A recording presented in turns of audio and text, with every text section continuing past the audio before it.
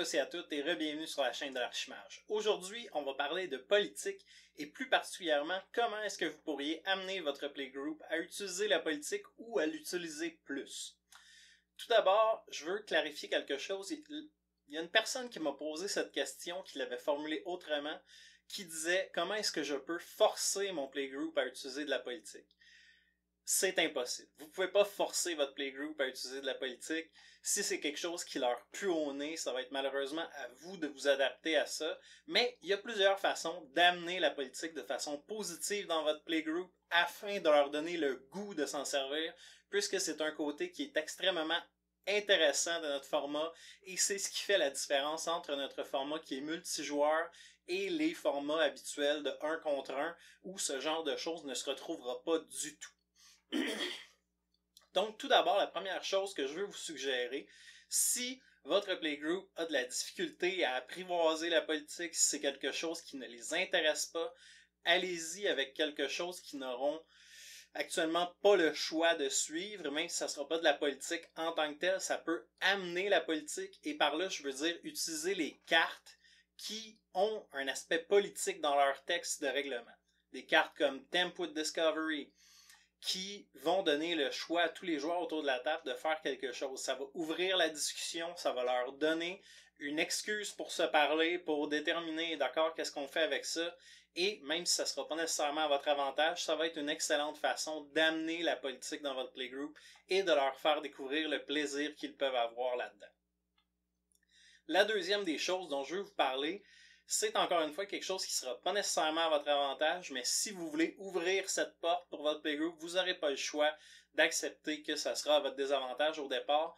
Et par ça, je veux dire que vous devriez faire des choses comme sauver un autre joueur à la table, alors qu'il est sur le point de recevoir des dommages qui seraient létaux pour lui, qui le sortiraient de la partie.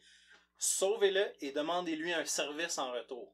Ça va encore une fois amener la chose d'une façon positive pour votre playgroup. Le joueur en question va vous en devoir une. Pour vous, ça va être quand même avantageux, même si peut-être que vous auriez été plus heureux que ce joueur-là sorte. Mais c'est le genre de petit sacrifice que vous allez devoir faire pour entraîner tranquillement, pas vite, la politique dans votre playgroup, créer cette synergie entre les gens, le fait d'ouvrir la discussion, de leur montrer la possibilité de faire ce genre d'entente avec d'autres joueurs. Peut-être que ce joueur, la prochaine fois qui se retrouvera dans une mauvaise posture, va se retourner vers la table, vers les autres joueurs pour leur demander si quelqu'un peut lui sauver la mise et lui offrir de lui-même un avantage à cause de ça. Dans le même ordre d'idée, je vous suggérerais fortement d'aller de l'avant vous-même avec la politique et de proposer votre aide à certains joueurs. Dans le même genre que de lui sauver la mise, mais peut-être par des choses un petit peu plus non conséquentes, des choses qui vont avoir un moins gros impact sur la partie, mais qui vont vous permettre encore une fois d'ouvrir cette porte que vous recherchez à ouvrir. Puisqu'une fois qu'elle va être ouverte, les joueurs vont le faire d'eux-mêmes. C'est ça l'objectif, c'est de leur montrer l'intérêt, de leur montrer qu'est-ce qu'il y a d'intéressant pour eux à faire de la politique. Donc, par exemple, quelqu'un irait se faire détruire une des pièces synergique de son deck, une des choses dont il a besoin pour que ça fonctionne, que ce soit son commandant dans le cas d'un deck, ou vraiment son commandant est central à sa synergie, ou que ce soit n'importe quelle autre pièce. Vous pouvez venir sauver cette personne, en fait, lui proposer de la sauver en échange d'un service plus tard, que ce soit un service clair, net et précis, ou quelque chose de plus vague, un ticket en blanc, comme on dit, pour vous permettre d'aller après ça réclamer cette faveur que cette personne-là vous a faite. Je vous dirais au départ, assurez-vous de pas aller chercher quelque chose qui va être trop dommageable pour la personne, puisque plutôt que de lui donner envie de faire de la politique, ça va la décourager encore plus d'en faire. Et c'est sur cette mince ligne que vous allez devoir vous promener au départ si votre playgroup est plus réticent à faire de la politique. Et finalement, le meilleur conseil que je peux vous donner, si votre objectif est d'amener cet aspect du jeu à l'intérieur de votre playgroup d'une façon plus marquée, n'en faites pas trop. Et surtout, n'en faites pas trop qui serait simplement à votre avantage. Faites pas de jeu sur les mots. Allez pas par en arrière pour rattraper cette personne. C'est quelque chose que des gens qui ont l'habitude de faire de la politique et qui apprécient ce côté du jeu vont apprécier. Ça va les faire sourire. Ils vont être contents d'avoir ce genre de choses. Des gens qui sont moins habitués à ça ou qui sont sur la défensive par rapport à ça vont pas du tout trouver ça intéressant, ça va pas du tout les faire sourire, ça va enlever à leur expérience, et donc n'en faites pas trop, n'en faites pas d'une façon, on va dire, trop habile, soyez pas trop rusé dans votre façon d'utiliser la politique, parce que sinon vous allez simplement leur montrer que c'est quelque chose qui est à leur désavantage, et ça va complètement ruiner vos efforts, ça va arrêter complètement la progression que vous aviez fait jusque-là. Donc, assurez-vous d'y aller avec parcimonie, d'en utiliser un peu ici et là, que ce soit des choses simples comme de pointer une menace sur la table, de démontrer aux autres que cette personne-là a pigé beaucoup de cartes et donc qu'elle va être une menace sous peu. Peut-être qu'ils vous écouteront pas la première fois. Par contre, quand ils vont voir un peu plus tard, 1 ou 2 tours plus tard, que cette personne-là est complètement en contrôle de la partie, ils vont se rappeler que, ou vous pouvez même leur rappeler vous-même, que vous les aviez avertis que c'était quelque chose qui s'en venait et qu'ils n'ont pas pris action par rapport à ça.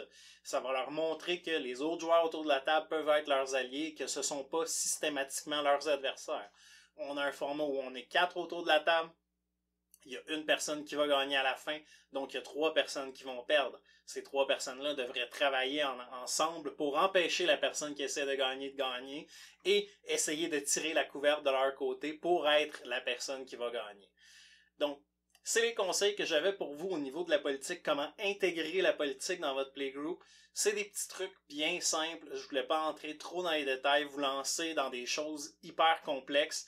Je voulais y aller avec des choses simples que vous allez pouvoir mettre en action, que vous allez pouvoir utiliser dès votre prochaine partie de Commander. C'est ce que je vous recommande si c'est l'aspect de notre format que vous souhaitez mettre à l'avant à l'intérieur de votre playgroup. Et n'oubliez pas d'ailleurs que votre plaisir s'arrête où celui des autres commence. Donc si votre playgroup veut vraiment rien savoir de la politique, respectez ça. À la limite, trouvez-vous d'autres gens avec qui jouer qui, eux, sont plus axés sur la politique et continuez de jouer avec vos amis pour des parties moins politiques, plus axées vraiment sur le jeu en tant que tel et non pas sur des alliances, des ententes qui peuvent se faire entre les joueurs. Donc, j'espère que cette vidéo vous aura été utile. J'espère que vous aurez appris quelque chose pour vous aider à intégrer ce magnifique aspect de notre format dans votre jeu. Et si c'est le cas, n'oubliez pas d'aimer la vidéo, de vous abonner à la chaîne si ce n'est pas déjà fait, de partager cette vidéo avec vos amis et laissez-moi savoir en commentaire si votre playgroup est plutôt un playgroup où la politique est vraiment mise de l'avant ou si c'est quelque chose que vos comparses de playgroup sont vraiment sur la défensive par rapport à ça. Donc, laissez-moi savoir, je serais très curieux de voir à quel point les playgroups sont diversifiés à l'intérieur de la communauté. Alors, sur ce, je vous dis à la prochaine.